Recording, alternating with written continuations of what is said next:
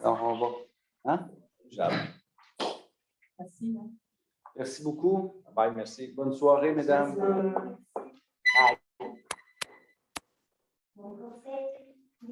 Gracias. Merci. Non, on va aller dormir. Ah, je vais aller dans J'ai un petit de 4 ans à aller coucher. Oh, arrête, je vais faire peur.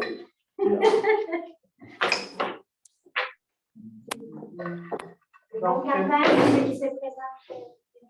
Merci. Merci. On est en direct. Sommes en direct? Bon. Alors, bonsoir tout le monde. Bonsoir pour ceux qui nous regardent en direct. Bonsoir à nos élus, aux journalistes. Alors, nous sommes à la séance ordinaire du Conseil du 21 septembre 2021. Donc, c'est une séance qui est en hybride encore une fois, évidemment. Là. Est-ce que j'ai quelqu'un pour proposer? Tout le monde a reçu, a vu l'autre jour, oui, Robert? J'aurais juste un sujet à ajouter à la question diverse. Le pop-up à Fredericksburg. Un événement qui s'appelle le pop-up à Fredericksburg. On va parler de nez rouge. Nero.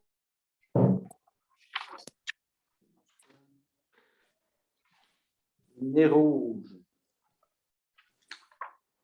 Bon, alors, avec les ajouts, est-ce que j'ai quelqu'un pour proposer l'adoption? Oui. On a Martin et Pierre.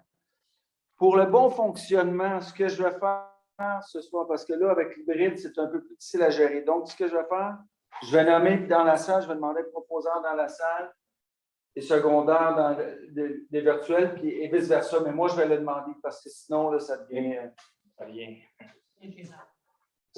ingérable. Bon. Alors voilà. Est-ce qu'on avait des questions du public? Il y a quelqu'un qui Bonsoir. Parfait. Donc, ça va prendre quelqu'un pour l'adoption du procès-verbal de la séance ordinaire du 17 août 2021. Donc, dans le virtuel, quelqu'un pour proposer l'adoption? On a, je m'en avais dit, Bill de Bedford et Yves Lévesque.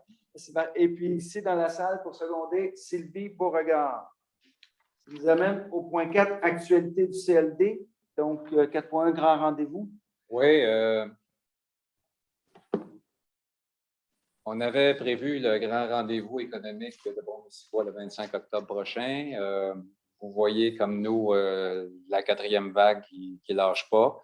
L'événement avait pour but de réunir 250 personnes, donc des entrepreneurs, des gens du milieu politique, milieu des affaires, etc., dans une salle pour parler de l'après-pandémie et de la relance économique, vu qu'on est encore les deux pieds dedans. Le CA de la MRC et le CLD ont décidé de reporter l'événement à une date ultérieure. Ça fait que on va suivre la progression de la pandémie, puis on verra à quelle date on pourra la faire. Mais pour l'instant, le 25 octobre, c'est officiel que ça ne sera pas le 25 octobre. C'est bon. On va s'en souvenir. Hein? 4.2, présentation d'un projet concernant l'accès à la terre. C'est Francis qui va nous faire une présentation. Oui, en fait, je fais une présentation, un peu un suivi des projets en cours sur l'accès à la terre pour la relève agricole, suite à aussi une demande des élus de connaître où on était rendu le dossier. Depuis la fin de l'été, les ententes ont été signées avec les différents bailleurs de fonds et le CLD, parce que c'est le CLD qui se porte garant et porteur de ballon de ces deux projets-là d'accès à la terre pour la relève. Je rappelle, le projet principal a deux axes, c'est-à-dire ça vise à l'implantation de nouveaux entrepreneurs agricoles sur des terres productives, mais en tenant compte des réalités socio-économiques et physiographiques du territoire de Brome-Missisquoi. C'est-à-dire que, vous le savez, d'est en ouest, du nord au sud, on n'est pas du tout dans les mêmes sphères d'usage du territoire et aussi, il peut y avoir des cadres juridiques qui sont différents.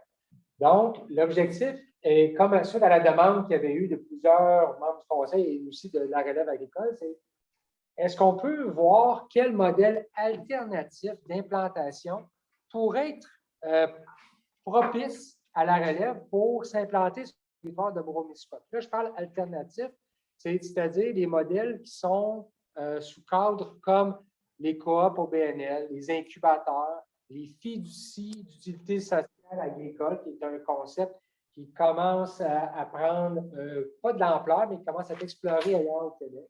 Ici, on a la chance dans Brome-Missisquoi d'avoir la Société d'agricole de Missisquoi, la SAM, qui est située à Bedford, qui est un organisme qui est créé selon des paramètres de la loi, d'une loi qui encadre ce type de service-là et qui délimite un territoire dans lequel ils peuvent avoir des pouvoirs pour permettre la relève agricole d'accès à la terre.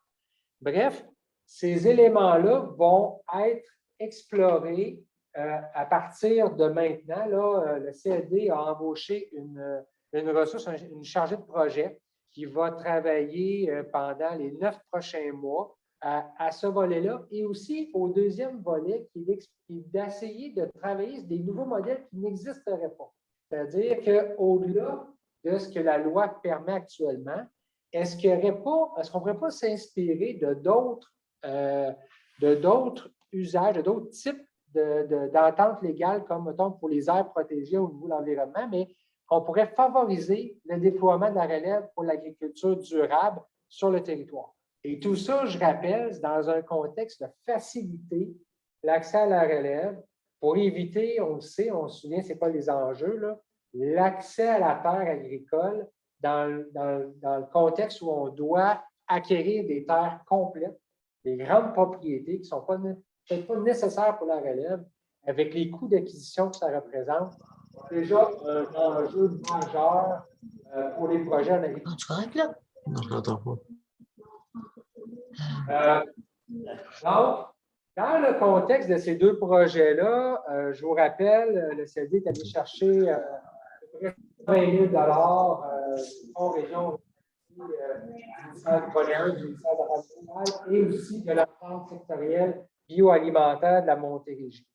Depuis quelques semaines, il s'est créé aussi un grand comité en fait d'experts et de personnes intéressées dans le domaine pour participer à une rencontre qui va avoir lieu le 30 septembre prochain, qui va déterminer davantage en micro tous les objectifs et livrables de ce projet-là, et aussi redéfinir les enjeux par rapport au contexte territorial de Brome-Missisquoi. Sur ce comité-là, bon, en dehors de l'équipe MRC-CLT, il y a des représentants du ministère des Affaires municipales, du MAPAC, de la financière agricole, de la Fédération de l'UPA de la Montérégie, du syndicat de l'UPA de Brome-Missisquoi. On va avoir des gens de Protecteur, de la Société d'agriculture de Missisquoi, agronomes indépendants, fonciers solidaires qui travaillent un concept d'accès à la propriété, mais qui pourrait aussi être bénéfique dans un contexte d'accès à la terre agricole. Bref, élus municipaux. Donc, il y aura cette première rencontre-là qui va permettre par la suite de définir les bases pour les prochains travaux et ces gens-là vont être invités par la suite avec d'autres experts qui seront déterminés au fur et à mesure à participer à des ateliers de travail, non pas juste des comités, mais des ateliers de travail d'ici à le printemps, la fin du printemps 2022, qui est la date butoir. Pendant ce travail-là, il y a aussi le projet de la terre agricole que la MRC a acquise de la fiducie Bedmin qui est sur le camp de Bedford. C'est-à-dire qu'on ne veut pas nécessairement, on veut tirer profit de toute l'expérience et les discussions qu'on va avoir au fur et à mesure de l'élaboration du projet pour justement bonifier et mettre en place une expérimentation de ces modèles-là. Actuellement, suite à une discussion avec des experts, regardez peut-être la possibilité que la fiducie foncière sociale agricole, dans un contexte régional, une fiducie régionale pourrait être une option intéressante pour être déployée à partir de cette terre-là. Puis là, bien, ça sera à travailler éventuellement avec des experts juridiques et des experts comme Protecteur qui ont développé, qui ont une expertise connue dans le domaine. Fait que ce soir, c'est moi qui faisais brosser un portrait sommaire du projet, parce que l'objectif, c'est qu'après le 30, on va avoir beaucoup plus de chair autour de l'os. Et par la suite, Leslie Carbonneau, qui est la chargée de projet au niveau du bioalimentaire du CLD, pourra venir faire une présentation un peu plus un petit peu plus détaillé au conseil sur les tenants aboutissants, puis de pouvoir échanger avec vous là, si vous avez des questions pour la suite des choses. Est-ce que vous avez des questions par rapport à ce que je vous ai fait part en ce moment?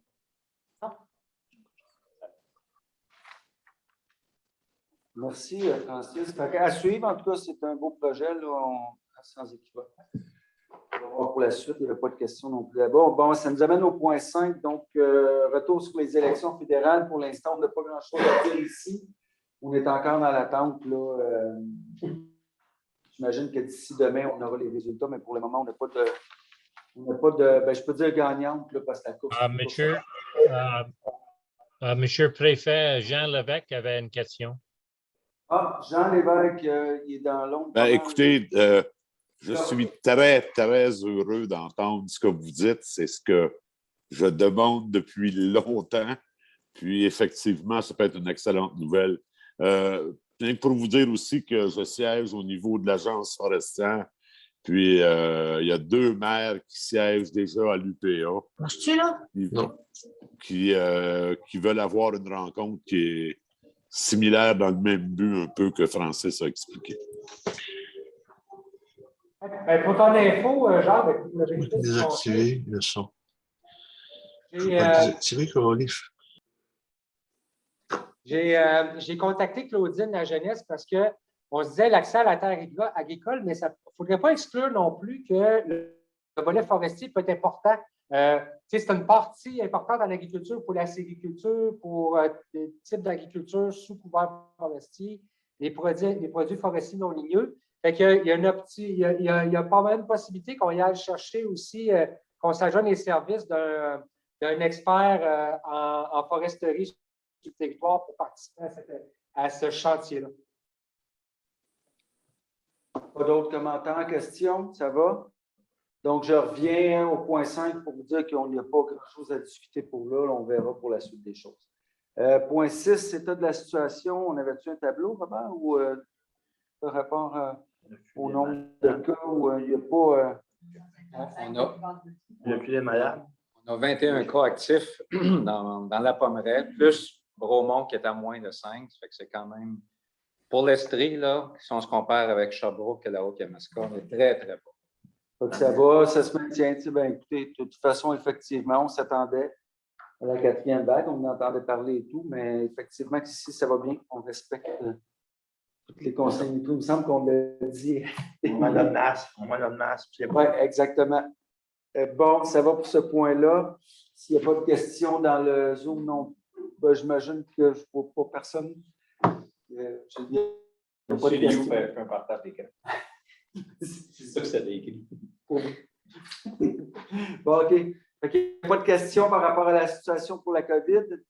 Ça va dans la... Bon, ça nous amène au point 7, donc rapport du comité de gestion des matières résiduelles du 20 septembre 2021. Et donc, pour le dernier comité de gestion de matières résiduelles, il y avait un point décisionnel à apporter à votre attention ce soir. C'est au niveau de la gestion des tubulures acéricoles. Déjà en juin, vous aviez accepté un partenariat entre la MRC, la Régie ainsi que l'entreprise Delta Goma, mais sous recommandation là, de notre greffier, il était proposé de passer à une entente tripartite entre les 3 parties. Alors ce soir, en fait, c'était pour autoriser la signature de l'entente tripartite entre les parties. Est-ce qu'il y a des questions ici dans la salle par rapport à ça? Non? Dans le virtuel, est-ce qu'il y a des questions? Non, ça va? Est-ce que j'ai quelqu'un pour proposer dans le virtuel? On a Pierre, tu proposes? Oui, j'imagine que oui. Dans la salle, Daniel, seconde. Parfait. Donc, ça nous amène au point 8, transport collectif. Donc, avis de non-renouvellement d'un contrat de transport. C'est Mélanie qui est en Zoom. Bonjour, Mélanie. Bonsoir, Mélanie. Bonsoir, est-ce que vous m'entendez bien? Oui. Parfait. Donc, ce soir, on a seulement un point à soumettre au Conseil des maires. C'était l'avis de non-renouvellement du contrat de transport. Il s'agit dans ce cas-ci du contrat pour le transport par véhicule taxi du secteur de Cowansville et municipalité avoisinante. Donc, il est nécessaire, évidemment, pour mettre fin au contrat, d'aviser dans un délai de 90 jours l'adjudicataire. Et donc, ce qu'on vous demande ce soir, c'est simplement de nous autoriser à transmettre un avis écrit à l'adjudicataire dans les délais prescrits dans les documents contractuels. Il y a des questions par rapport à ça dans le Zoom non plus. Est-ce qu'on va prendre quelqu'un pour proposer ici dans la salle? M. Bouliane. Et dans le virtuel, quelqu'un pour seconder? Jean Lévesque, c'est pour moi, je peux dire. Merci. C'est beau, merci Mélanie. C'était pas long ton point, hein, cette fois, ça a été rapide. Merci. Ce ne sera pas long, on a un petit problème technique. On va. Ah oui, c'est bon. OK. Le plan B, ça pourrait être de nous suivre sur YouTube. Sur YouTube, tu nous entendrais probablement. Moi, YouTube, Brome-Missisquoi. OK,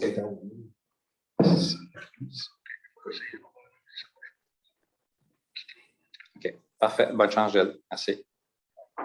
Ah. Désolé. Ben non, il n'y a pas de souci. Donc, les joies de la technologie. Hein. Ça nous amène au point 9.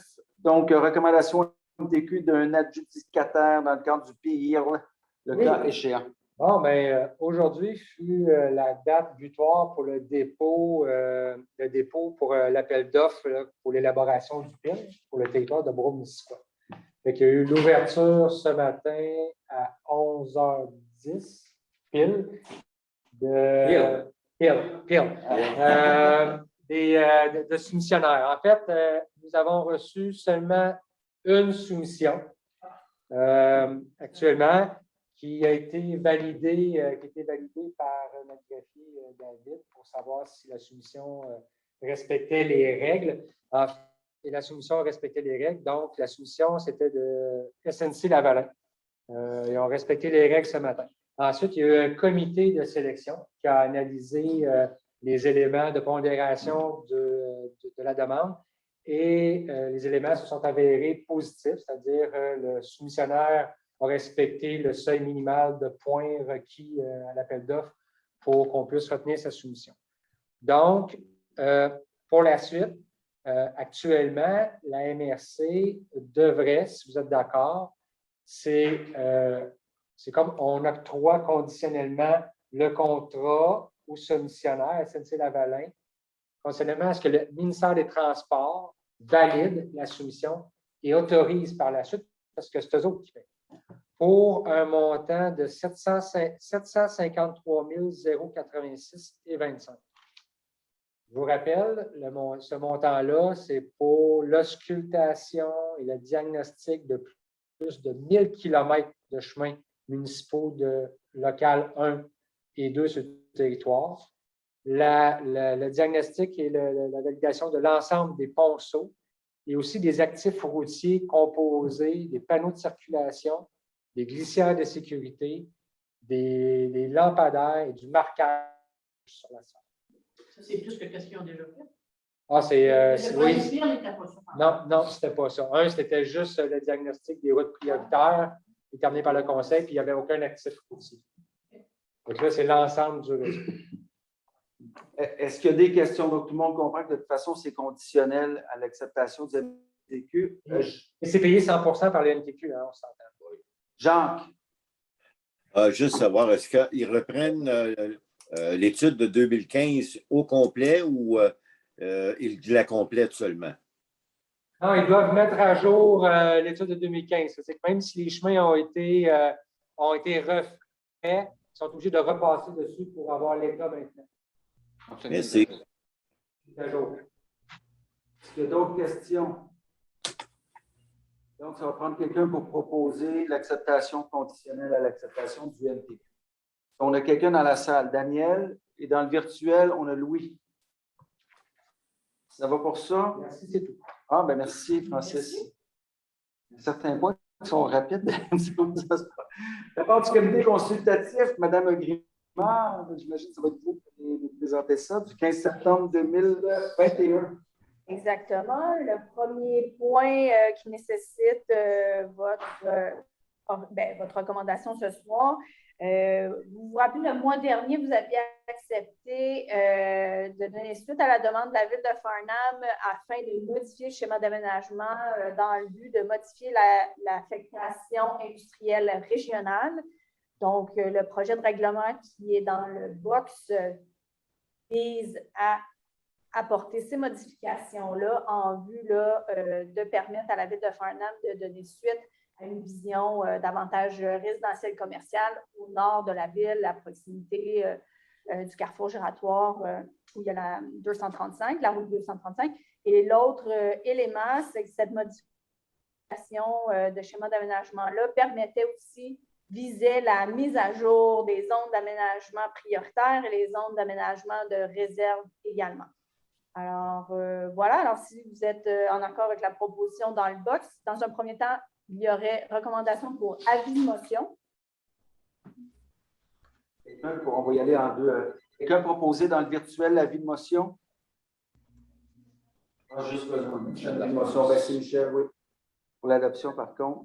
Deuxième étape, Juste adoption. avant, juste avant, il faut que je mentionne, est-ce que c'est avec le dispense de lecture, Michel? Oui. Parfait. Et puis pour le public, vous avez des copies? Oui, je dispense. Parfait. Vous avez copies sur le site web et à l'entrée de la salle aussi. Puis donc, 10.1.2, c'est l'adoption du projet de règlement du document d'accompagnement. Exactement. Quelqu'un dans la salle pour proposer? Sylvie B. Et dans le virtuel, quelqu'un pour seconder, on a Guy Gravel. Et également, avec la résolution, il sera demandé l'avis du ministre des Affaires municipales sur le projet. Ça va pour ça. Donc, on arrive déjà avec les certificats de conformité. Oui. Le premier, c'est le règlement 1840-10-2021 de la Ville de Cowansville qui vise à modifier le plan d'urbanisme au niveau des zones d'aménagement prioritaires et de réserve. C'est conforme. Quelqu'un proposé?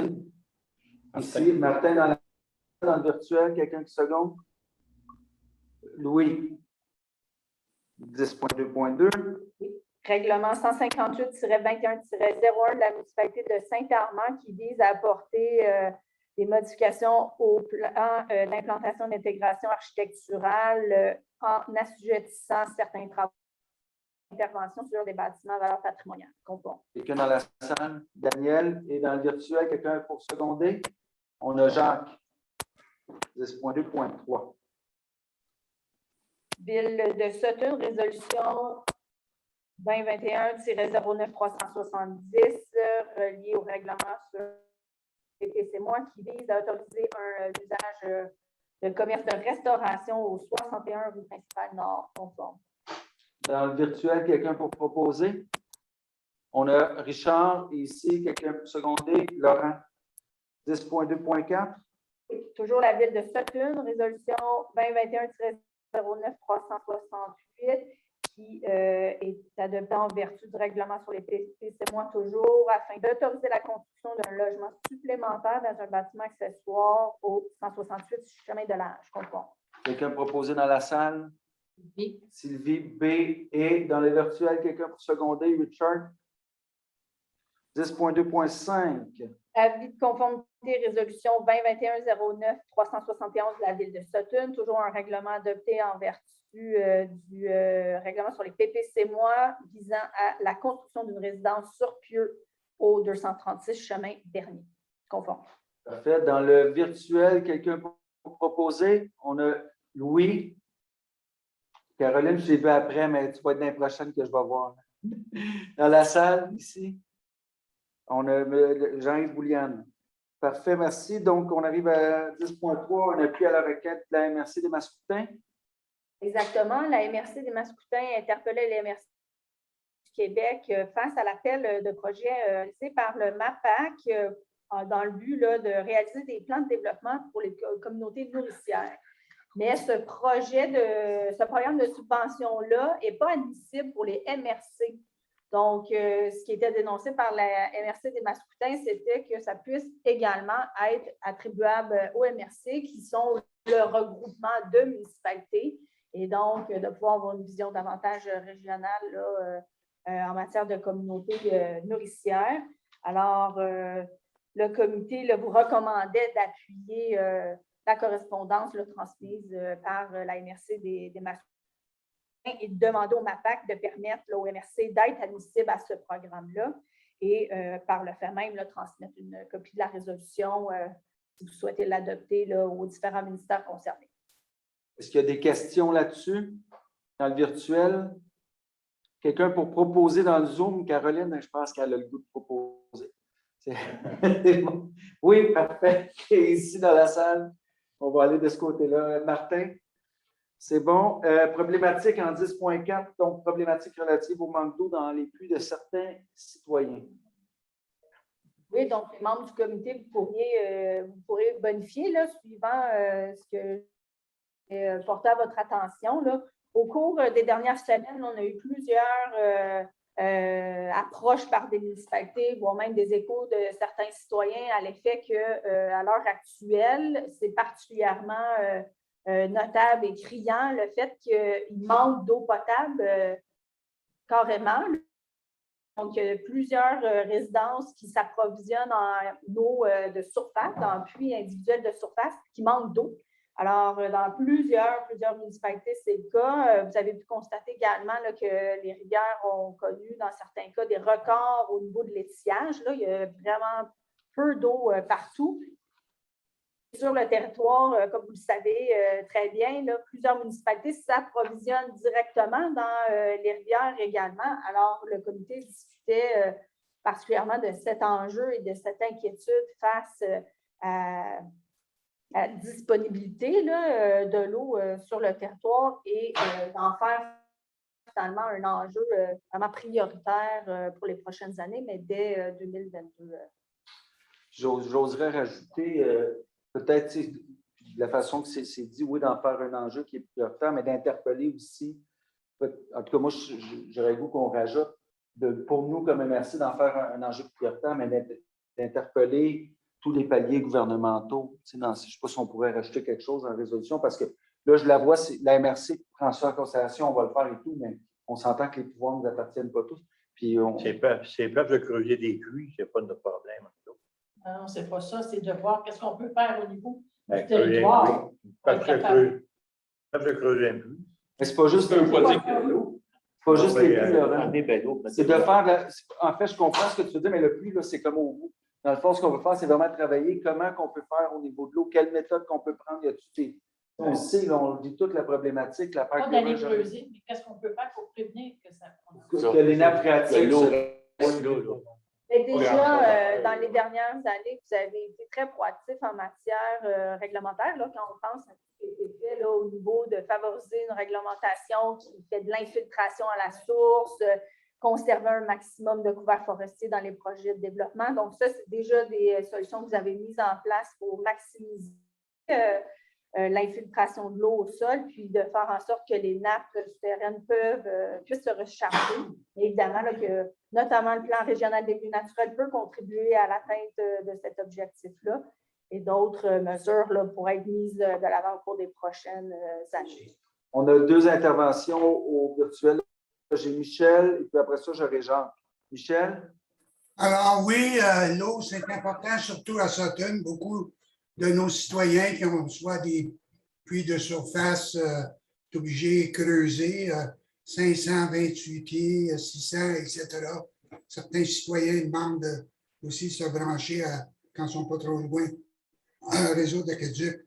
Mais il va falloir, je sais que les puisatiers prennent des données lorsqu'ils creusent et je ne sais pas qu'est-ce qui existe au niveau de données parce que les nappes phréatiques, tu peux en avoir de différentes sortes, perchées, puis, mais il va falloir commencer à comprendre comment essayer de comprendre au moins les nappes phréatiques. L'autre chose, c'est que, vous savez aussi que beaucoup de fosses septiques ne sont pas conformes qui peuvent contaminer des nappes phréatiques. Donc, on est chanceux ici à Sutton. On a quand même un couvert forestier assez important, mais on est en zone montagneuse, donc le ruissellement. En fin de compte, les arbres protègent contre l'évaporation, mais le ruissellement s'accélère. Il y a moins de pénétration dans le sol. Donc, il va falloir aussi penser à sensibiliser les gens là, sur la conservation. Je sais qu'au Québec, je ne sais pas là, combien, je pense que c'est 427 litres par personne. Quelque chose comme ça, quand en Europe, c'est à peu près 200. Là. Donc, il y a du travail à faire là. Mais c'est un problème. Tout à fait. J'ai Jean, puis après ça, j'ai Pierre. Tout simplement mentionner, on a déjà de la MRC, justement, notre programme pour protéger nos milieux naturels et la politique avec les OBV pour les milieux humides et hydriques. On était censé d'avoir du ministère de l'Environnement vers la fin du mois de mai ou juin les directives finales. Ils ont encore retardé la publication de ça. Et ces mesures-là, comme dans le cas de l'OBV, le plan qui a été soumis le 15 juin n'a pas encore été accepté par le ministère comme tel. Donc, à ce moment-là, il y a quand même une coordination beaucoup plus soutenue qui doit être faite entre les mesures gouvernementales qui étaient censées être annoncées, qui ne le sont pas, qui peuvent venir justement nous contraindre dans les actions qu'on veut prendre comme telles. Donc, il faudrait impliquer le ministère de l'Environnement dans ça également. Ça fait partie de ma réflexion, effectivement, Jacques, tantôt, quand je proposais d'interpeller justement la MRC a une force de frappe, mais je pense que c'est l'affaire de tout le monde. Pierre? Bien, tout à l'heure, on a abordé le couvert forestier. Je pense que dans Brome-Missisquoi, c'est 70 couvert forestier et 30 de terre agricole, terre faite, qu'est-ce qu'on peut dire? Deuxième point, nappe phréatique ou pas, là, on vit une sécheresse assez épouvantable, puis de plus en plus, on va s'en aller. Même pas les tourbières, mais les marais sont secs. Qu'est-ce qu'on avait parlé au comité d'aménagement? Quelqu'un y avait sorti des réserves d'eau qu'il va falloir peut-être au printemps remplir des réserves dans les municipalités, que quand le mois de juillet, août arrive, qu'on ait de l'eau pour nos citoyens, surtout dans les villages proches. Regarde, est-ce que c'est la manière qu'on va pouvoir le faire aussi dans chaque municipalité? Moi, je crois à ça, là, faire une réserve d'eau, que quand il pleut bien gros, mais tu remplis une grosse réserve puis que tu peux avoir un peu d'eau au moins pendant un mois de temps pour ta municipalité. C'est toutes des choses de même. Il va falloir travailler avec l'environnement et ainsi de suite. Ça, je pense que c'est un enjeu de toutes les municipalités de Brome-Missisquoi qu'on va pouvoir attaquer dans les prochains mois. Là. Parce que l'eau, là, tu peux pas. Si tu n'as pas d'eau, tu ne vis pas. Tu vis pas. Martin? Puis de l'eau potable, là, ça prend de l'eau potable, c'est ça qui arrive. Là. En tous les cas, c'est un gros enjeu que Brome-Missisquoi en a, puis pas juste nous autres. Là. Toutes les MRC, je pense, alentour de nous autres, c'est toute la même chose. Dans le coin dans l'ouest, il y a plusieurs carrières. Puis je sais que les citoyens nous en parlent de plus en plus. Ces carrières-là, ils rejettent de l'eau. Il y a toujours des questionnements sur le fait qu'eux autres en puissent beaucoup pour continuer de descendre et d'approfondir. Il y a bien du monde qui pense que ça vient amplifier le problème. Puis je sais qu'il y a des flux autour des carrières pour vérifier ça, mais on ne les voit pas, les chiffres. Je pense que il faudrait que quelqu'un à quelque part qui est capable d'analyser ça puisse mettre son nez là-dedans et vérifier si c'est vrai, puis si c'est plus problématique autour des carrières qu'ailleurs. C'est très intéressant comme réflexion, Martin.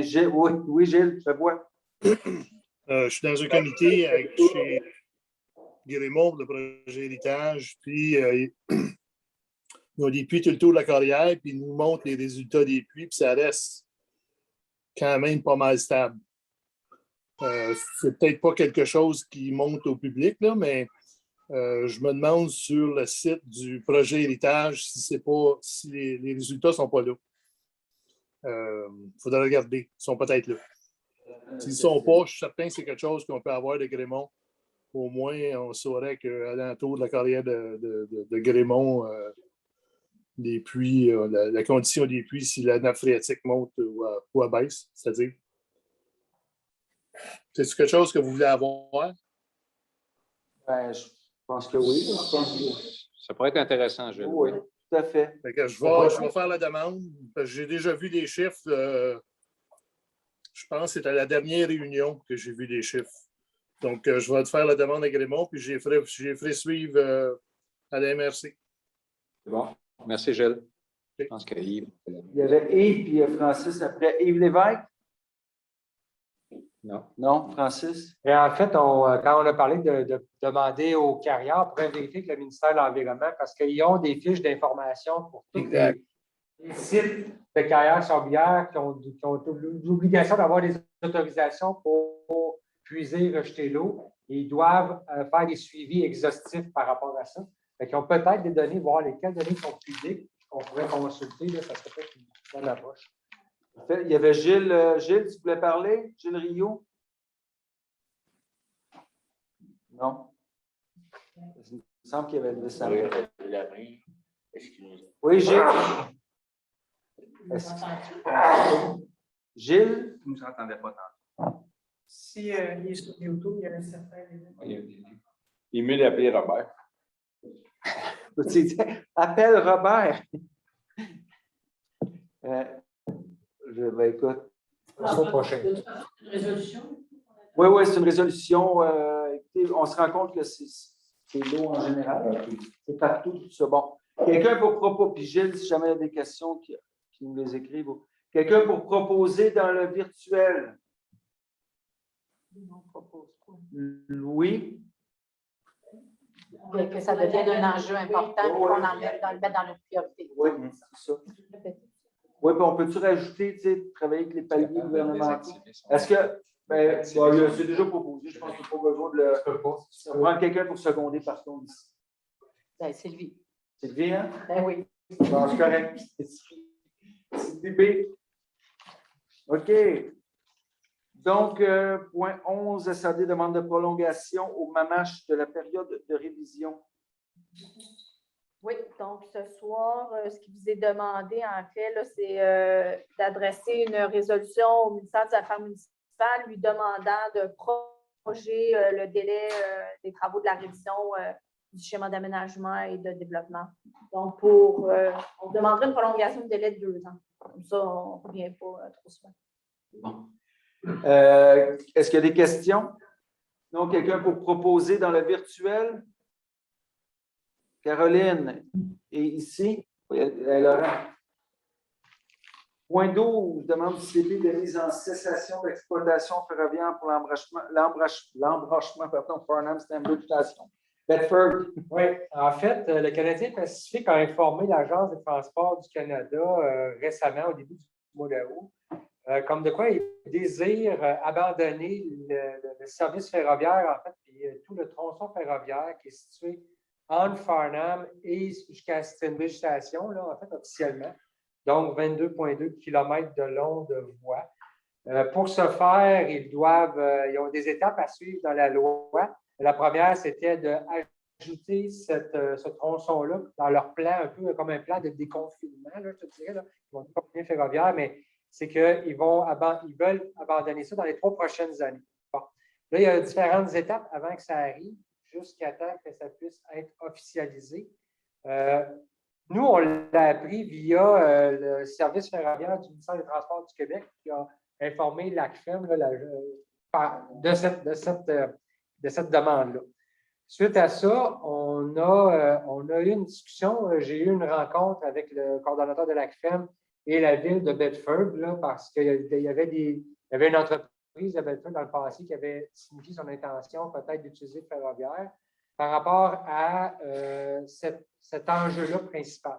De notre côté, au niveau je dis de notre côté, parce que je suis un des responsables de l'entente intermunicipale au niveau de l'ACFEM entre les villes participantes, Dans l'étude de mise à niveau ferroviaire qui s'en vient au niveau du modèle économique, ce tronçon-là est à l'étude, à savoir s'il y a vraiment un intérêt économique dans le développement du pôle de Bedford de remettre à niveau ce tronçon-là. Ce qu'on a discuté au niveau de la CREM, c'était de dire, bien, on devrait peut-être signifier au CP qu'avant qu'ils démantèlent cette voie ferrée-là pour de bon, parce qu'ordinairement, quand une voie ferrée est démantelée, c'est terminé, c'est assez rare que ça revienne, avant que le gouvernement du Canada l'approuve, bien qu'on puisse nous laisser le temps de faire cette étude de faisabilité-là économique, ce tronçon-là, puis voir les résultats. Et par la suite, si les résultats sont pas probants par rapport à ce potentiel-là, ben, peut-être qu'avec les partenaires municipaux et autres, on pourrait ne plus s'opposer, mais la proposition qu'on aurait sur la table ce soir pour le conseil, si vous êtes d'accord, c'est de dire, en tant que conseil de la MRC, de signifier à l'Agence du transport du Canada qu'on s'oppose pour l'instant à l'avis de cessation d'activité du CP jusqu'à ce que l'étude de faisabilité économique soit complétée pour ce tronçon-là. Je pense que c'est primordial que ça ne se fasse pas avant qu'il y ait des. Bon, c'est le pôle de Bedford, là, pour ne pas les nommer, il y a 2 entreprises quand même qui pourraient profiter de ce tronçon-là.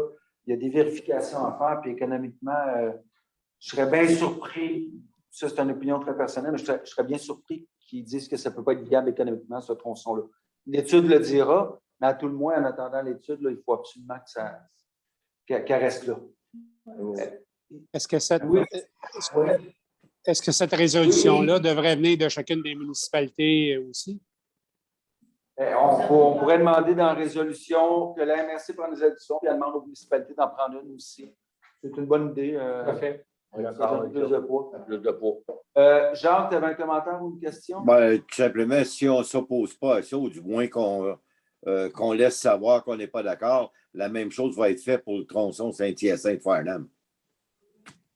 Actuellement, pour votre information, ce tronçon-là n'apparaît pas au plan triennal du CP. Non, mais pour cette année.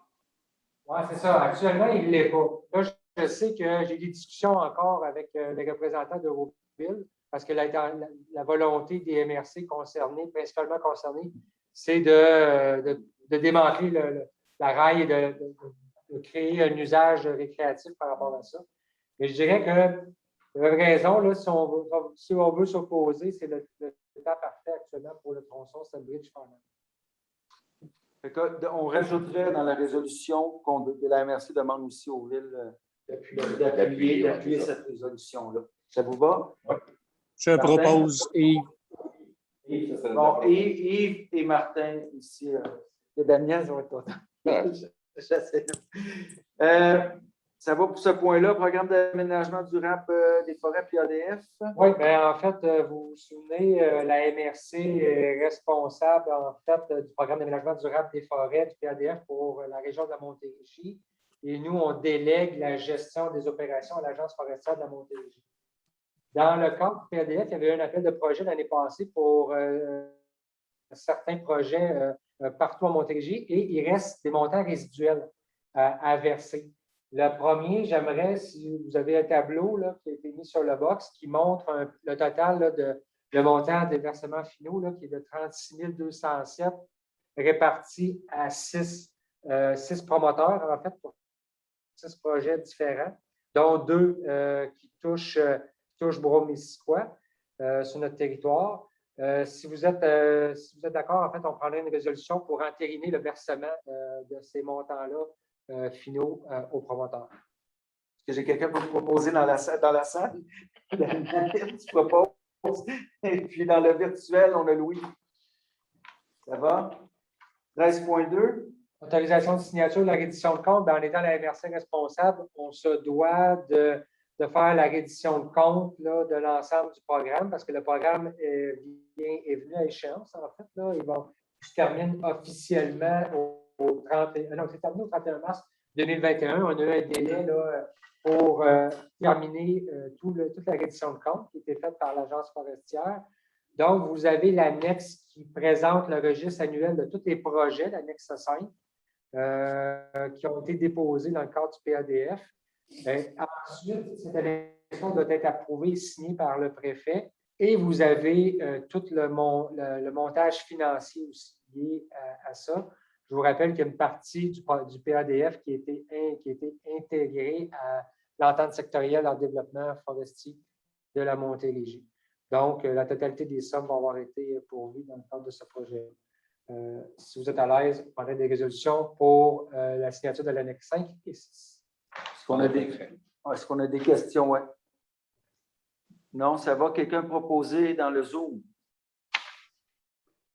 Caroline est ici. Jean. Ah, c'est. Non. Excuse.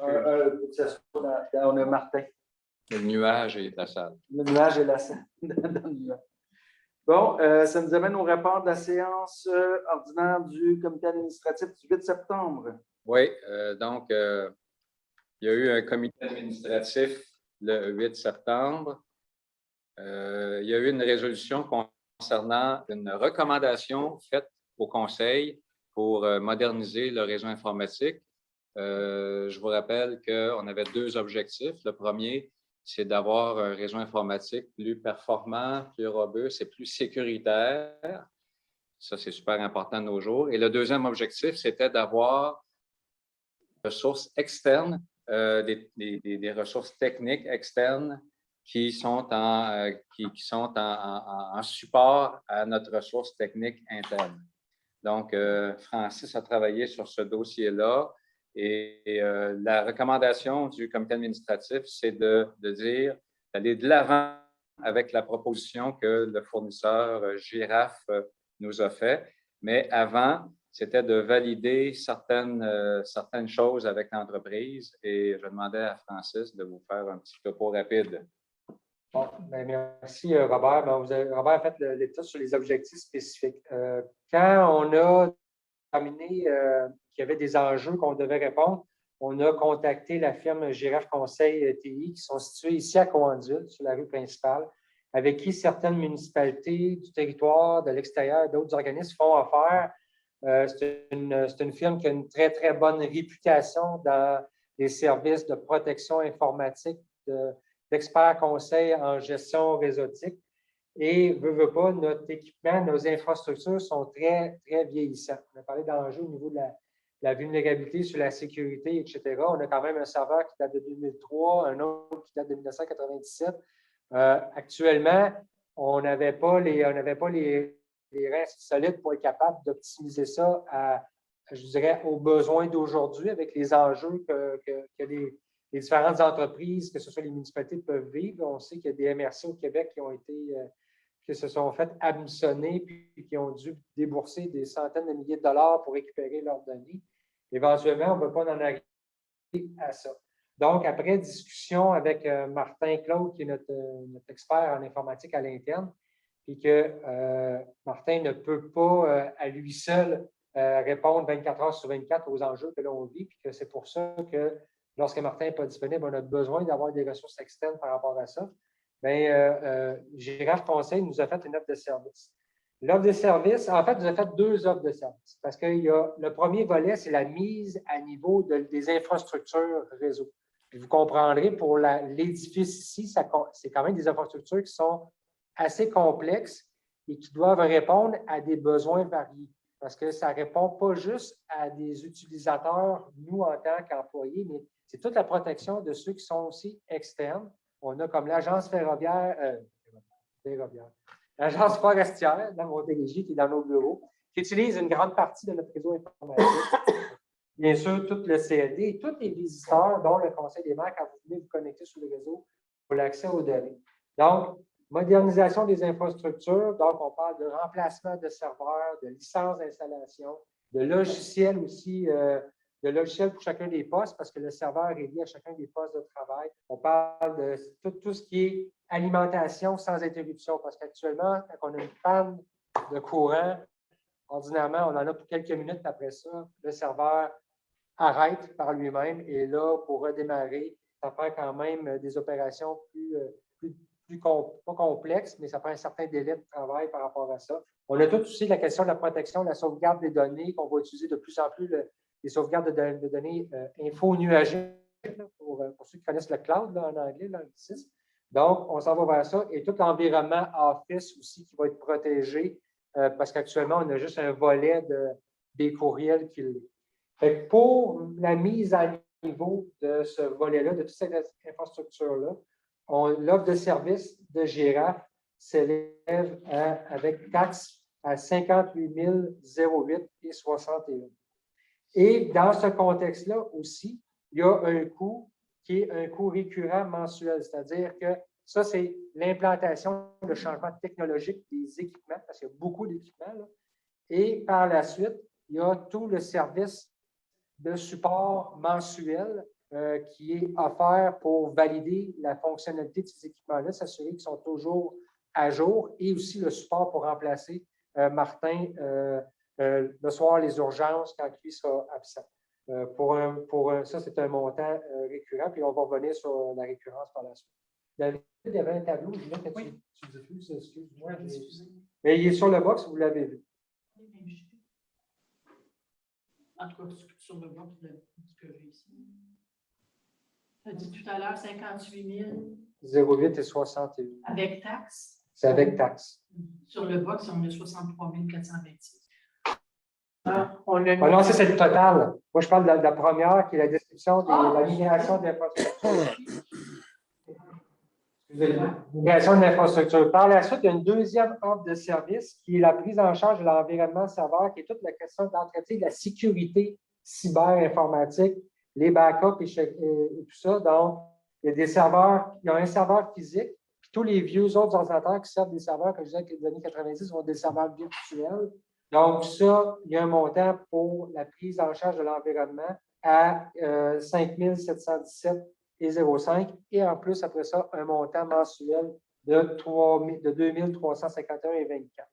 Quand on a pris connaissance de ces coûts-là, on en a parlé au CA, mais on l'avait déjà fait avant, on l'a vérifié à nouveau. On s'est assuré que les équipements qui étaient proposés, les coûts des équipements, c'était des coûts raisonnables. Une vérification qui était faite par le technicien informatique pour faire une veille sur Internet, savoir les fournisseurs qui vendent ces équipements-là. Est-ce que c'est les prix, ce sont les prix du marché ou pas? Et ce sont les prix du marché. Il faut comprendre aussi qu'il y a dans les mensualités, dans la récurrence, il y a les abonnements, les frais d'abonnement au service de Microsoft, qui sont des frais fixes, que ce soit nous qu'on passe via un fournisseur, ce sont les mêmes, et que eux, c'est toute la question du suivi des mises à jour et suivi de la sécurité des données que Girafe rentre en ligne de compte.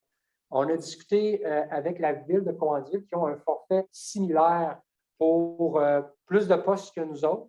Et les prix, on est vraiment, c'est la même ordre de grandeur pour les prix là, par rapport aux coûts mensuels. Donc, ces coûts-là seraient, si vous êtes en accord, absorbés 100% par le fonds COVID qui a été délivré du ministère des Affaires municipales par le gouvernement du Québec à la MRC, parce qu'une des priorités de ce fonds-là était justement la sécurité informatique des organisations, particulièrement dans un contexte de télétravail, d'hybride et autres formules de travail, dont le formule, bien sûr, en présentiel. Parfait. Merci, Francis. Bon, on comprend que c'est un grand coup, mais c'est avec Girafe.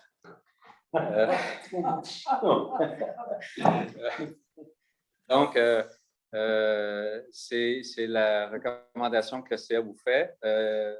Ce qui est important de mentionner, c'est que ce serait en deux volets. Là. Le premier volet, ce serait pour les équipements, des logiciels qui sont standards sur le marché. La deuxième résolution serait pour le contrat d'entretien.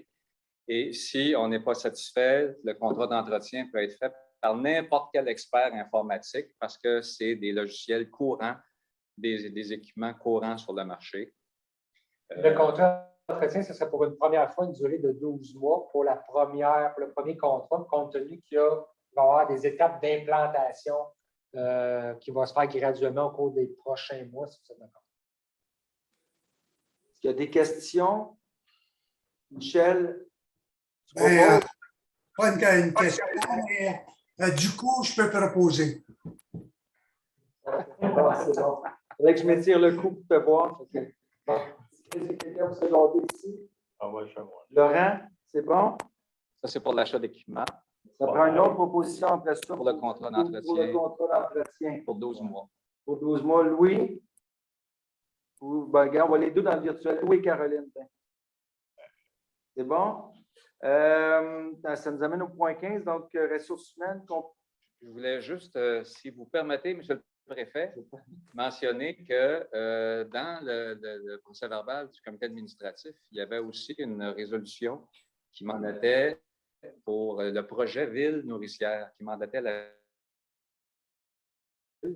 pour votre information, le groupe de 7 est maintenant rendu un groupe de 8 parce que la ville de Farnham a joint le groupe du projet du CLD parce que c'est la ville de Cowansville qui présente la demande de subvention au ministère de l'Agriculture pour les 8 municipalités. Et c'est Leslie Carbonneau qui va faire la coordination avec une ressource externe qui est une firme de Bromont pour donner les ressources techniques aux 8 municipalités pour leurs projets, pour chacun des projets de municipalités nourricières. C'est que je voulais juste vous donner l'information que maintenant le groupe est de 8. C'est rendu le groupe des 8. Ça va? Et non des 8. On est dans les jeux de mots ce soir. OK, super. Donc, ça nous amène à la ressource humaine, conclusion d'un contrat afin de combler un poste de réceptionniste. Je pense que c'est Francis qui peut nous en parler. Oui, en fait, on a eu, vous savez qu'on a des employés qui sont absents pour cause de maladie prolongée, puis on a une personne qu'on a dû engager pour le remplacement à la réception. Puis cette personne-là nous a remis sa démission la semaine dernière. Parce que c'est un poste temporaire, il restait 6 mois à son poste. La personne a trouvé un poste permanent ailleurs, donc elle nous a signifié qu'elle terminait, puis elle a terminé jeudi passé.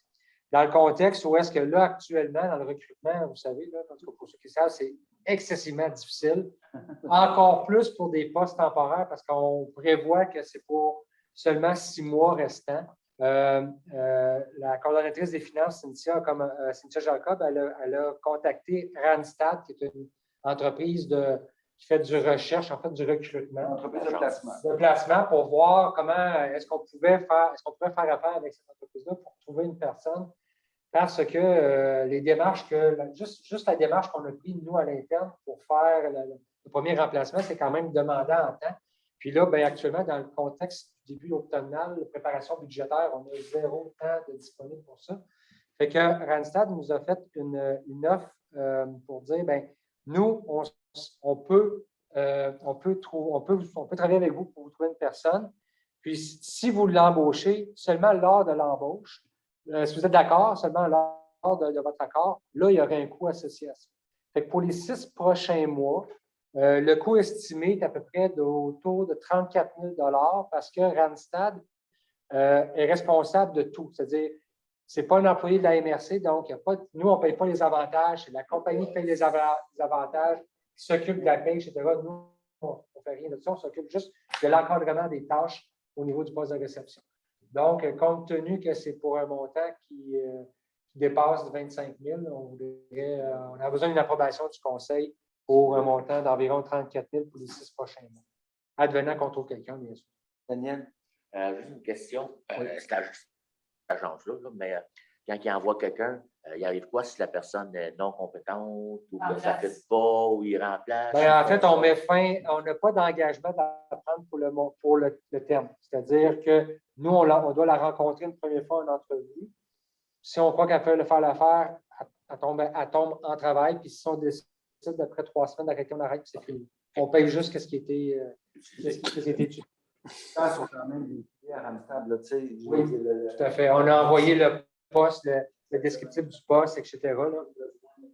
Et on a le droit de refuser les CV qui nous sont reçus si on croit que vraiment que ça ne s'est pas adapté. On a Jean Lévesque, Caroline Rosetti ensuite. Tout ce que je veux souligner, 34 000 pour 6 mois, ça fait 68 000 pour un poste de réceptionniste. Il faut comprendre, tu as les avantages, puis là-dessus, il y a un montant de gestion à Randstad que nous, on ne fera pas. Là. Sans rentrer dans les détails, là, mais on peut tomber autour de 5 500 de coûts de frais de gestion à la compagnie pour les 6 prochains mois. Parce que au niveau municipal, on a fait des démarches avec une personne en ressources humaines. Actuellement, on a comblé tous les postes. Je ne te dis pas que c'est facile, loin de là. Mais il y a quand même... parce que vous comptez afficher ce poste-là à quel taux horaire? Bien, en fait, le taux horaire, il n'est pas affiché, c'est le taux horaire qu'actuellement la réception, que le poste à la réception est rémunéré. Là.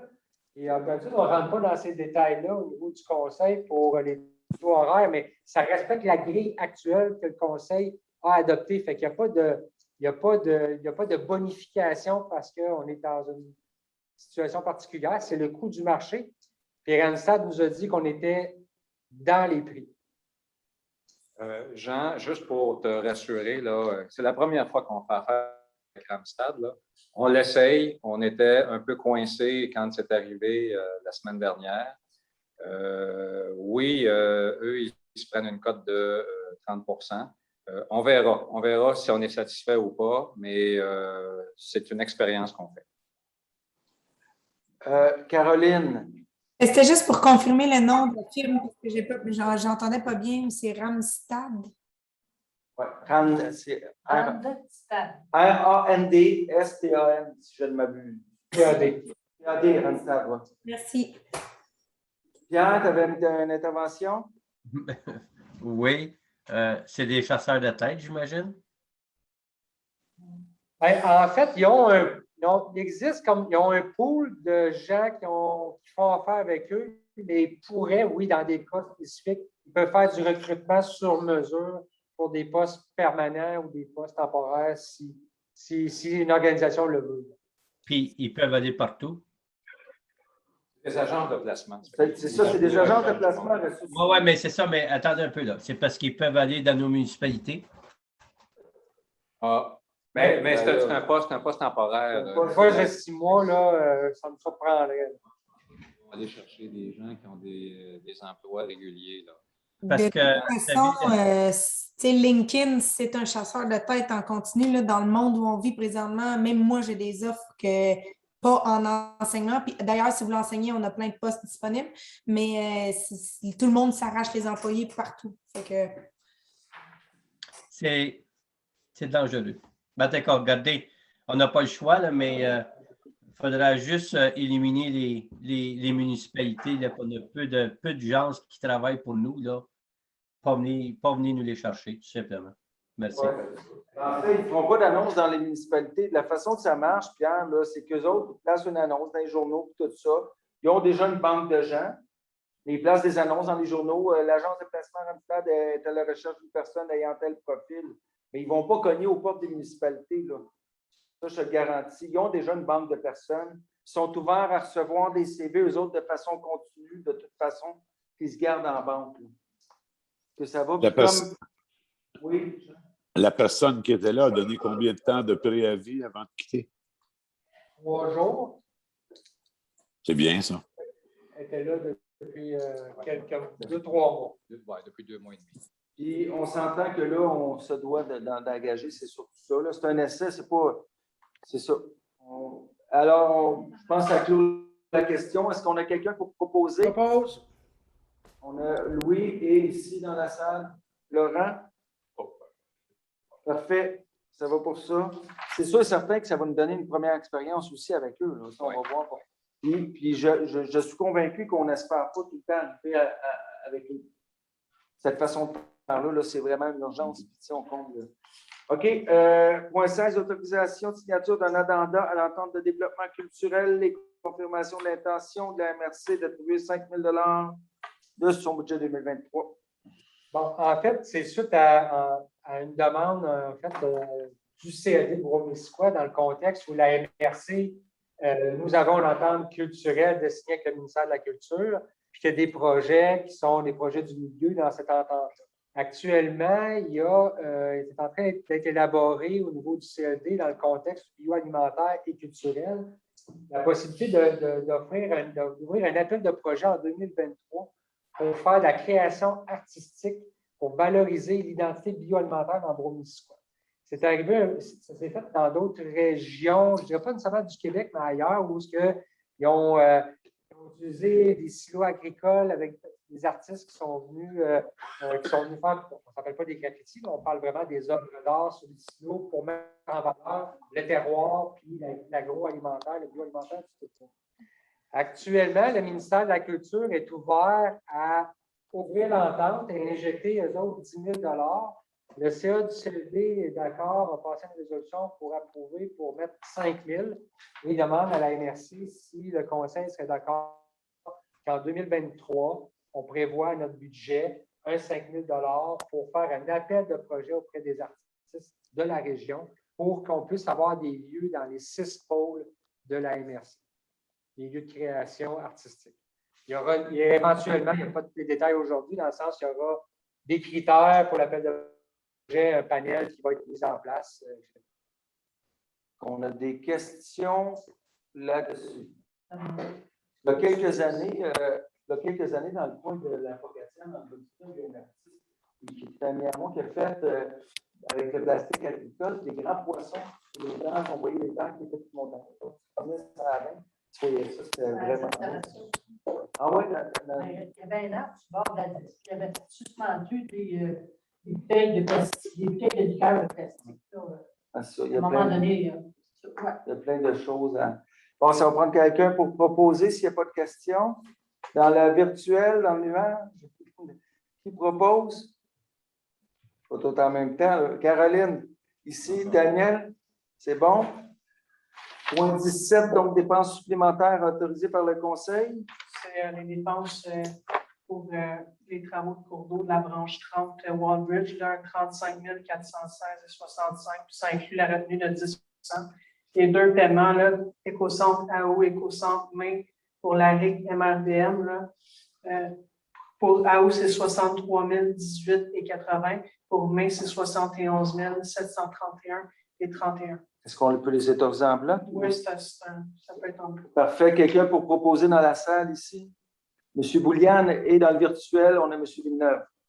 Service mobile en 17.2. C'est la facture de mobile du 31 juillet au 31 août 2021 pour un total de 42 839,87. Juste pour rappeler, Mobi, en fait, c'est le nom du projet pilote de transport collectif à Beaumont. Donc, c'est la facture de Transdev, qui est le fournisseur qui a été retenu par la MRC, qui est pour, en fait, qui respecte parfaitement l'entente que nous avons avec eux, qui est une entente maximale de 85 000. Donc, ça, c'est pour les 32 premiers jours d'opération. Parfait. Et Bromont rembourse à la MRC. Et Bromont va rembourser. Oui, on va facturer éventuellement la ville. Parfait. Quelqu'un proposé ici? Est-ce qu'on pourrait savoir l'achalandage à date sur ça? Oui, en date de la semaine dernière, nous avons eu une rencontre de suivi après, c'est 11 semaines au total. Après 8 semaines d'activité, il y avait environ 2700, il reste un petit décompte, mais 2700 utilisateurs qui ont pris le service. C'est sûr qu'il y a eu un achalandage marqué les premiers mois. Ça commençait en plein milieu de l'été. Fait que le mois d'août était très populaire, particulièrement chez les jeunes ou très jeunes là, utilisateurs des installations du Centre national cycliste. En grande partie. Il y en a eu d'autres, là, mais je dirais que ça, c'était une belle surprise là, qui a été découverte par rapport à ça. Ça va. D'autres questions? Sinon, Sylvie proposait. Puis dans le virtuel, qui seconde? Caroline. Mandat de représentation dans le cadre d'un dossier judiciarisé en 18. C'est ce dont c'est en lien avec ce qui a été discuté tout à l'heure, c'est de demander à la MMQ une dérogation là, pour permettre à la MRC d'être représentée par l'avocat de son choix. Et c'est aussi plus largement de couvrir la MRC, tout simplement. Donc, ça va, tout le monde est au fait. Quelqu'un proposé ici? Martin? Quelqu'un dans le virtuel pour seconder? On a Jacques. Ça va. En 19, rapport du comité de sécurité publique. 19 août, donc il y a un point. Oui, donc il y a eu le comité de sécurité publique du 19 août. La modification du règlement RM 330, donc, ça serait d'autoriser les municipalités vous avez la résolution à l'écran, là, de laisser les municipalités locales moduler les articles 42 et 57 du règlement par elles-mêmes en fonction de leurs besoins particuliers, dans la mesure où l'application de ces articles n'est pas effectuée par la Sûreté du Québec. Donc, il y a des municipalités qui ont maintenant des parcomètres, des systèmes d'horodateurs et des sections du règlement qui peuvent être applicables selon les propres besoins d'une municipalité, si c'est la municipalité qui applique ces sections-là et non pas les policiers. Est-ce que vous êtes d'accord? Il n'y a pas de questions. Si on est d'accord, si on va prendre quelqu'un proposé dans le virtuel, Guy et ici, Daniel. Donc, c'est pas, la MRC n'adopte pas un règlement comme tel. La MRC adopte le modèle de règlement qu'elle propose aux municipalités. C'est ça le RM 330. OK? Ça vous va? En 20, entente sectorielle de développement du corridor ferroviaire Estrie-Montérégie. C'est seulement un point d'information pour vous dire que depuis la semaine dernière, l'entente sectorielle est officiellement signée et approuvée par le Conseil du Trésor du Québec. Donc, un montant de 450 000 va être octroyé, en fait, à l'ACFEM, mais particulièrement à la ville de Sherbrooke, qui sera le responsable de tous les travaux regardant l'étude de faisabilité économique, c'est-à-dire appel d'offres, octroi de mandat. Et la MRC Brome-Missisquoi sera gestionnaire du suivi de l'entente sectorielle. Donc, dans les prochaines semaines, on a déjà des rencontres de travail entre les responsables de la ville de Sherbrooke pour développer, travailler sur le document d'appel d'offres. Et on se donne jusqu'en décembre de 2021 pour terminer le document, préparer l'appel d'offres, avec la contribution importante des personnes au département ferroviaire du ministère des Transports du Québec. Peut-être rajouter, là, il y a de quoi être fier pour la région Brome-Missisquoi, mais tout le tronçon, le travail qui a été fait pour créer ça, l'ACFEM et tout ça, puis Louis, tu pourras corroborer, mais on s'en vient vraiment un gros joueur au niveau des... Ça, c'est merveilleux parce qu'en fait, on a une voix. La seule façon de le faire, c'est de se mettre tout le monde ensemble. Tu sais, l'effort collectif porte vraiment fruit. C'est pas rien d'aller chercher cette étude-là, la 450 000 $. Je pense que c'est le début de tout ce qu'on veut faire pour la région. Donc, il y a vraiment de quoi être fier. Là. On a une belle équipe. Je tiens aussi à remercier là, la part de Francis qui travaille très, très fort là-dessus. On a Donald O'Hara qui travaille, évidemment, qui est coordonnateur, mais Francis, c'est lui qui travaille de pair. Là. Et puis, c'est quelque chose d'historique qui s'est passé là, puis on va continuer à faire des petits. Donc, c'est un projet qui me tient énormément à cœur, étant donné les problématiques qu'on vit à Farnham, mais on en vit tous à certains égards, là, tous ceux qui sont au niveau du tronçon. Il y a de quoi vraiment être fier, puis on forme une belle équipe, tout le monde. Puis je vous le dis, là, on va parler de nous encore longtemps. On n'aura de cesse que lorsqu'on aura réussi. Si tu permets, je me rends compte en discutant avec différents intervenants, là, comme président de l'ACFEM, qu'on gagne beaucoup en crédibilité. Là. Et, ça commence à faire une différence. On commence à être un joueur qu'on écoute. Au début, c'était pas ça, il fallait se faire connaître. Puis le fait d'être tous ensemble et de s'être unis, là, ça fait toute la différence. Tout à fait. Alors, puis Louis préside bien, il fait bien ça, là, je vais le dire. Il n'y a pas rien qui se bouge, par contre, du côté de Saint-Jean. Non, pour l'instant, là, on n'a pas de développement au niveau de Saint-Jean.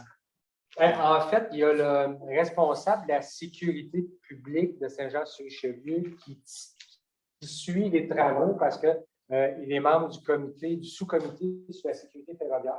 Donc, ce n'est pas tant le politique, mais au moins, il y a quand même quelqu'un, une personne clé là, de la ville qui suit les opérations à laquelle on transmet les informations. Puis, de toute façon, moi, j'ai pas mon dire, puis vous me corrigez, M. le Président, président de la CREM, j'entends, c'est que les gens vont se greffer. Nous, on y va, puis on y va, puis on prend le chemin, puis les gens qui voudront se grefferont autour. Dans le projet initial de train de passagers avec François Rebello, Saint-Jean faisait partie. Peut-être qu'après le 7 novembre, Saint-Jean va réintégrer la CREM. J'adore la formule. Okay. Louis, tu avais d'autres choses à rajouter? Ouais, tu devrais t'en aller en humour, t'es pas mal bon. Non, je veux juste ajouter, Patrick, on ne le dira jamais assez, là, mais le travail de Donald et Francis est incroyable dans cette affaire-là. Puis n'en doutez pas, s'ils n'étaient pas là, on ne serait pas rendu où on est là. Alors, je veux vous reconnaître, messieurs, sérieusement. Voilà. Très clairement. Alors voilà, merci beaucoup. Puis on a bien hâte pour la suite des choses, mais je vous dis que ça, c'est un vrai TGV parce qu'on roule à vitesse grand V là-dessus. Plus vite, oui. Mise à jour de la demande de la Ville de Bedford concernant les redevances carrières-sablières en 21. En fait, c'est Robert, tu peux commencer, puis je rajouterai là peut-être. C'est bon. Donc, c'est pour vous donner une mise à jour du dossier. Vous vous souvenez que la Ville de Bedford a demandé au Conseil de la MRC de modifier le règlement de répartition des redevances des carrières et sablières en invoquant que les règles actuelles étaient pas assez généreuses, en disant qu'il y avait beaucoup de trafic de camions dans la ville. Il y avait également une partie du site de Grémont qui se trouvait dans la ville de Bedford maintenant et demandait que 50% de tout ce que le canton reçoit comme redevance soit partagé avec la ville de Bedford. Donc, 50% ville, 50% canton. La ville de Bedford le procureur de la ville a envoyé à la MRC sa demande, son opinion juridique. La MRC, vous avez nommé un procureur qui a pris connaissance du dossier, qu'au début de l'été, il a répondu aux arguments de la ville de Bedford en expliquant les opinions contraires. Depuis ce temps-là, la commission municipale a demandé aux deux parties de se rencontrer pour commencer à planifier la médiation et l'arbitrage éventuellement. La commission municipale avait donné jusqu'au 20 septembre aux deux parties pour s'entendre. Donc, il y a eu une rencontre hier. Nous avions invité la ville de Bedford à nous rencontrer, qu'on puisse s'expliquer. La ville n'a pas voulu, n'a pas accepté, si bien que hier, la commission municipale a dit on commence la médiation. Donc, excusez, là, Robert, l'information, il faudrait qu'elle soit correcte. Parce que les deux fois que vous nous avez communiqué, Robert, à la ville de Bedford, tu partais en vacances le vendredi et tu nous rappelles un jeudi pour qu'on s'assoie. Les dates étaient déjà arrêtées pour aller à la commission municipale. Je m'excuse, mais nous, on était de bonne foi, on a tout déposé nos documents pour essayer de s'asseoir et discuter, mais il n'y a pas eu l'ouverture. On vous a appelé à la MRC. Est-ce que les deux DG se sont parlé, Robert et mon DG à la ville de Bedford? Je crois que oui. Et il n'y a jamais eu d'ouverture de votre côté de s'entendre sur quelque chose. Vous tenez votre position légale et nous, on dit légal, on tient notre position. C'est pas à nous à débattre le légal. Je comprends, Yves, que je ne veux pas faire de débat ici ce soir. Non, mais il faut dire la vraie chose, présente. Là, tu dis, tant qu'à moi, tu ne dis pas les bonnes choses. OK, mais j'ai quand même... On a toujours été ouvert à la discussion. J'ai quand même dit à Richard Joyal, ton directeur général, il y a quelques semaines, qu'on souhaitait faire une rencontre pour voir, à discuter et à voir s'il y avait un terrain d'entente potentiel. Et étant donné que la commission municipale vous rencontrait hier et fixait plus tard, puis d'ailleurs, ça va être fixé autour de la mi-octobre, première rencontre de médiation, là, il y avait une fenêtre pour se rencontrer avant que la médiation ne débute avec la commission municipale. Et nous, l'information qu'on a eue de Richard, c'est vous n'avez rien de nouveau à nous proposer, donc on ne voit pas pourquoi on devrait se rencontrer. Bien, c'est parce que vous demeurez sur votre position légale. C'est qu'un conteste. Je ne veux pas en faire de débat à soir, c'est juste donner la bonne information, mais la ville de Bedford est très disposée à se rencontrer. Il faudrait se rencontrer. Et puis pas nous appeler le vendredi ou le jeudi quand M. Desmarais quitte pour vacances. Oui, mais moi, c'est ça, les deux fois que vous avez communiqué, c'est ça, Robert, tu partais pour vacances. Mais Robert et Yves, en tout respect, c'est pas à soir, il faut qu'on fasse les débats entre qui est correct, qui est non correct. Non, mais Richard, c'est parce qu'on a dit que la Ville de Bedford a refusé la discussion et c'est pas Oui, vrai. oui, vous avez fait ton point, Yves. Puis après ça, regarde, on va faire le suivi avec ça après. Mais ce n'est Parfait. pas un débat à soir, ça, c'est sûr. 100% d'accord. De toute façon, au point où on est rendu, on parle de médiation, c'est là qu'on est. Il y aura des rencontres si possible. Les médiations vont commencer en octobre, mi-octobre. On est rendu là. Le but, c'était vraiment d'informer ce soir où on en était rendu. Bon, Yves, tu as mentionné ton point et tout ça. Je pense que pour ce soir, on est là. On verra. Là, ce que j'entends, c'est qu'il y a des rencontres possibles avant la médiation. C'est possible aussi. Si c'est possible, on communiquera, Yves, puis il y aura des choses de faites à ce niveau-là. Mais on sait que la médiation est en branle, si on veut dire ça comme ça. C'était vraiment pour mettre le monde au courant ce soir, par souci de transparence aussi. C'est important, autant pour les gens qui nous regardent. Ça vous va là-dessus? C'est bon? Oui. Excellent. Parfait. Donc, en 22, autorisation de verser aux municipalités les droits provenant des carrières sans bilan pour les périodes d'octobre à décembre 2020 et de janvier à mai 2021. Vous avez le tableau des redevances, là, qui est le document K sur le box. Donc, le versement effectué pour les deux dernières périodes est un montant total de 995 389. C'est un gros montant. On ne veut pas les travaux liés en grande partie à la construction de l'autoroute 35 sont significatifs. Il y a aussi beaucoup de travaux liés aux sorbières dans le secteur de Lac-Beaune, etc. Je suggérerais, vous faites toujours aussi souvent approuver la signature de Robert là, pour les documents de distribution des sites limitrophes avec la MRC Lac-Kamasca, fait qu'on pourra en profiter dans la même résolution. On peut le faire dans la même? Oui, il n'y a pas de... C'est bon. Quelqu'un pour proposer? On a Martin et Jean. C'est bon? Calendrier des réunions de la MRC. Le mois de septembre et octobre 2021. Oui, donc, jeudi, il y a une table des MRC de l'Estrie, jeudi avant-midi. Donc, c'est le préfet et le préfet qui vont assister à ces rencontres-là. Il y a un comité de sécurité incendie jeudi également à 16h30. C'est toujours bon. On va à la semaine du 27. Il y a un comité de transport à 15h l'après-midi. C'est toujours bon. Le 27, hein? Le 27, oui. Attends, non, il était changé. Ah, c'est ça. Je suis là, il apparaissait. Il a été changé, en fait, dans le box des maires cet après-midi. C'est le 27? On l'a changé? Là, il est le 27. Ah oui, excusez. Il était supposé être le 30.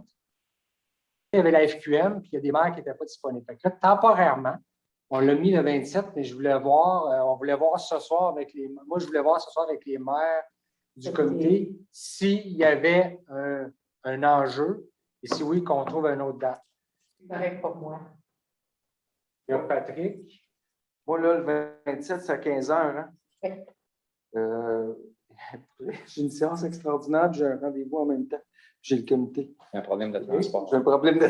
Est-ce que les transports? Ben, Colin, j'ai essayé. Patrick, ça fait 16h, Non, ce que je vais faire... Plus tôt, peut-être, à 13h? Oui, moi, s'il est à 13h, moi, ça me convient mieux, mais... 13h, Daniel? Daniel, toi, c'est... Ouais. Louis aussi? Louis, 13h le 27. Oui? Non? Une minute. Une minute. Premier mot. Premier mot. OK. Premier mot. Deuxième mot. Un chevreuil. Non. Retiré. Tu peux pas? Tu peux pas? Si c'est trop compliqué, au pire, on peut aussi le porter dans l'autre semaine d'après. Si c'est plus simple, ça peut aller au 7 en après-midi. On a l'habitude des jeudis après-midi. Là. Ça, je suis correct. Je tombe dans des rencontres budgétaires, là, puis c'est ça qui se passe. 7 à 14h, est-ce que ça serait possible? 15h. J'ai 4 à 7 des employés de la ville. Non, mais en même temps, tu sais, je vais y aller. 14 heures, c'est ça. Oui, 14 heures, c'est-tu correct? Ah, moi, c'est correct pour le 7. Oui, 14 heures, c'est correct, là? Hein? De 14 à 15, je vais être correct. On va s'arranger pour Ça vite. Le transport rapide. faire les points éventuels. C'est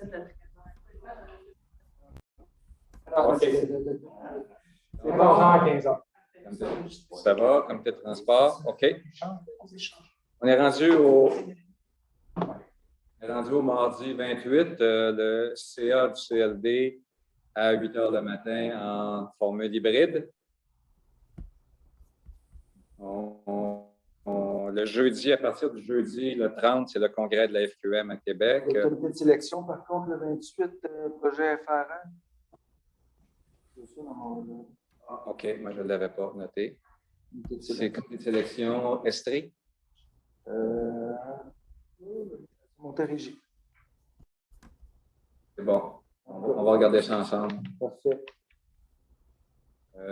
Donc, à partir du jeudi 30, congrès de la FQM, là, vous avez vu que le congrès est à guichet fermé, les inscriptions sont terminées. Là. Il y a 750 personnes qui vont pouvoir y assister. Donc, jeudi le 30, vendredi 1er et samedi le 2. On va la semaine du 4 octobre. Il y a le comité RAM de l'OBV Yamaska en après-midi à 13h30 en formule Zoom. Il y a le mercredi 6 octobre, le CA de la MRC à 8h30 le matin. On s'en va à la semaine du 11, qui est l'Action de grâce. Donc, le mercredi 13 octobre, il y a un comité de gestion des matières résiduelles à 8h30 le matin. Ça fonctionne là, pour les membres. Là. Oui. Si ça fonctionne, OK. Est-ce que c'est en personne? D'habitude, oui, on le fait en personne. En personne, OK. En personne, oui. OK, c'est bon. Donc, toujours mercredi le 13 à 15 h l'après-midi, c'est la réunion d'échange avec les DG municipaux. En soirée, le 13 à 19 h, le comité d'aménagement en présentiel. Le jeudi, le 14 octobre, le comité de sécurité publique à 17 h. 17 h, ça veut dire qu'il va y avoir un lunch. Là, je vais voir la semaine. Richard est content. Du poulet pour Richard. Et la semaine du 18 octobre, ben, 19, c'est la prochaine rencontre du Conseil de la MRC. Et ensuite, le 20, comité de tourisme du CLD à 9 h le matin, le 20. Et le 21, il y aura une table des MRC de l'Estrie à 9h30. C'est confirmé, on n'est pas sûr si c'est en présent. C'est ça, oui. Il y avait autre chose. Et quelque chose, Francis, le 6, comité immigration, attraction, le 6 octobre. Comité immigration, c'est en octobre, en septembre, ça? Le 6 Le 6, octobre. ben, moi, j'ai ça en même temps que le CA. Ah, c'est ça. Oui, mais c'est un lien là, de 9 à midi, c'est ça? Là? C'est qu'est-ce que Tania a envoyé? Oui. En fait, ce n'est pas tant le comité, c'est les membres du comité qui ont été invités à participer à l'élaboration du futur plan d'action en immigration. OK. C'est pour ça, le genre de chantier de construction. Là. Parce que le comité, il va être prévu seulement à la fin du mois d'octobre, quand on va avoir, probablement dans la semaine du 25, quand on va avoir les chiffres de l'état des budgets 2021 pour qu'on puisse regarder avec vous comment envoyer ça pour 2022. J'ai une question pour le 30 avec l'Estrie Carbonneau de notre... Nous autres, on n'est pas là. Normalement, moi, j'étais là comme préfet, je faisais un mot de ça, puis j'attendais avant de répondre à Leslie parce qu'elle m'a fait une demande. Sylvie ne sera pas là non plus. Est-ce qu'il y a quelqu'un qui pourrait être présent ou faire un mot? Ben, je peux peut-être te demander, est-ce que dans le 30 septembre prochain, en avant-midi, moi, j'aurais de l'intérêt, c'est au niveau agricole. C'est pour la salle à relève. La salle à relève, Jean. La relève agricole. Parce que normalement, moi, je faisais un mot, puis tout ça, j'étais là, mais je sais, je suis au congrès de FQM. Là. Non, je pensais que c'était la rencontre que vous aviez avec tous les intervenants agricoles. Bon. Je vais laisser ma place. C'est ça. Non, c'est ça. C'est ça, Jean. Ben, ça m'intéresse. Ça va nous faire plaisir si tu veux y être. On va t'envoyer le lien et les informations. Alors, tu as un mot de 52 minutes à faire, Jean? Non, il n'y a pas de mot. On veut que tu participes et que tu amènes tes expériences, tes enjeux. Je vais essayer de résumer ce que j'ai à dire. Fais confiance. OK, bon. Ça va pour ça. Le calendrier des réunions, tout est beau. Bon, correspondance, demande d'appui à FM. Il y a Greg qui veut parler. Greg a une question. Oh, excuse-moi, Greg. Yes, sir. Oui, est-ce qu'on n'a pas un meeting le 26 pour l'évaluation? Le dernier meeting qu'on a, on parlait de ça. Oui, moi je l'ai. Oui, tu as raison, Greg. 26 septembre? Oui, ça, c'est un dimanche. 26 octobre. 26 octobre, oui, OK. Oui, c'est bon, je vais le rajouter. Ah non, il est là, j'ai passé par-dessus, tu as raison, 26 octobre.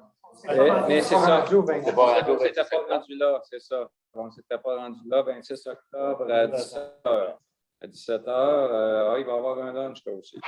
OK. Le char est là. C'est du poulet aussi ou c'est d'autres choses? C'est sushi. C'est sushi? C'est du steak. Ah, c'est du steak. Il est mignon. Ah, Caroline, non, je ne suis pas dans le bon comité avec la CSP. OK. Ça va pour ça. Donc, la demande d'appui. C'est beau, Greg? Oui. Oui. Parfait. Demande d'appui à AFM, budget supplémentaire pour la forêt feuillue.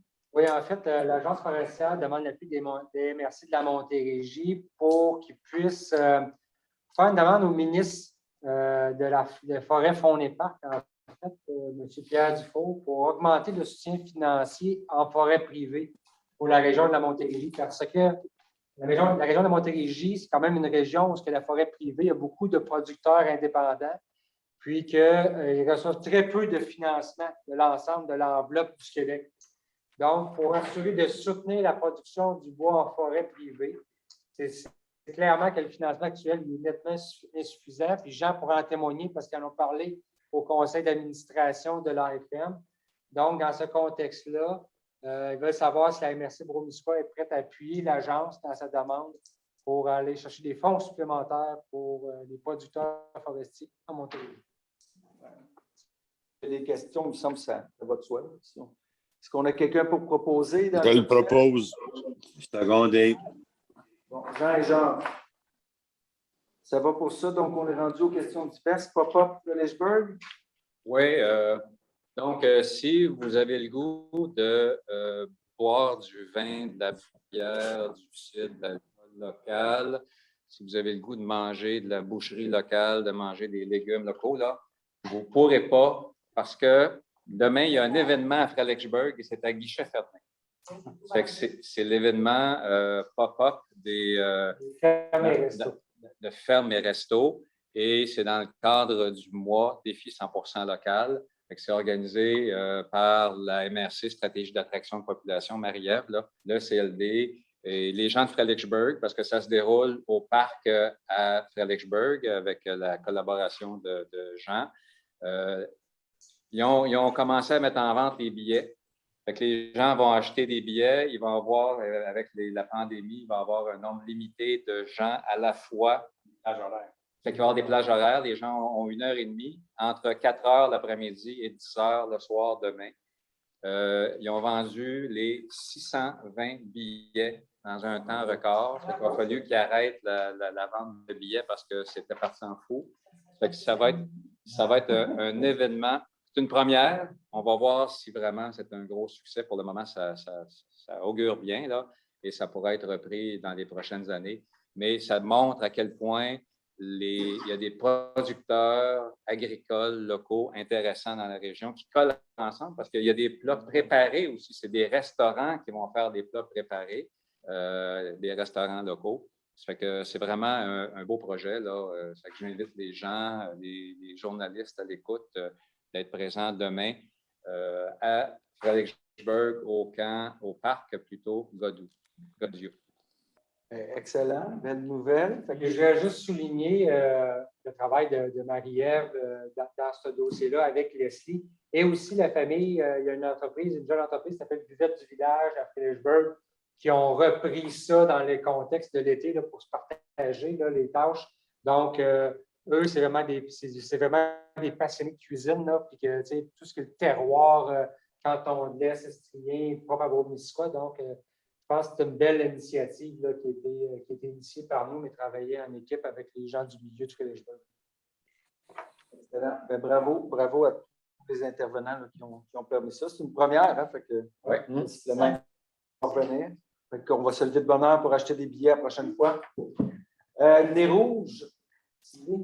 Oui, bien, on avait mentionné notre intérêt là, à organiser des rouges pour leur accompagnement, évidemment, étant donné les discussions qu'on a eues au CA, mais aussi que j'ai eues avec l'équipe à Cowansville, étant donné une 4e vague potentielle, qu'il y a de moins en moins de parties de Noël, que la recherche de bénévoles et tout le contexte pandémique, là, la Ville ne poursuivra pas là, à l'organisation de l'événement.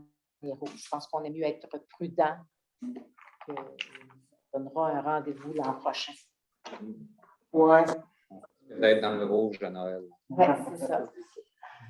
Bon, OK. Ben oui, c'est ça. Hein, y a des questions par rapport à ça? Néanmoins, on va s'en sortir. OK. S'il n'y a pas d'autres questions diverses, est-ce qu'on a une deuxième question? C'est la deuxième période de questions pour le public. Pas par courriel, dans la salle. Dans la salle? Oui. On invite à voter. C'est rien que positif. C'est pour féliciter l'MRC pour IHR. C'est chez moi, sur le chemin du Pinac à Fredericksburg. Donc, je le commande cette semaine. Et ça va me sauver à peu près $50 par mois. Donc, bonne news.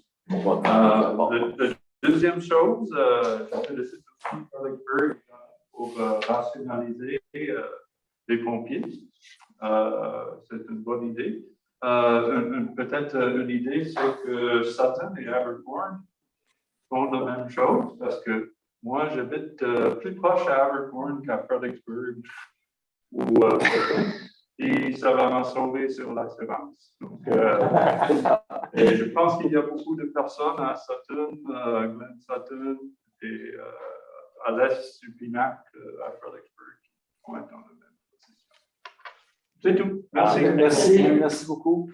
Écoutez, ça nous amène déjà à la levée de la séance. On bat des records ce soir. Une bonne heure. 9h15, ben là, on va continuer ça le 20. Non, c'est pas. Écoutez, ça prend quelqu'un pour proposer la levée de la séance s'il n'y a rien d'autre. Pierre et Richard. Merci tout le monde. Bonne fin de soirée. Merci. Merci bien. Bonsoir tout le monde. À tout le monde.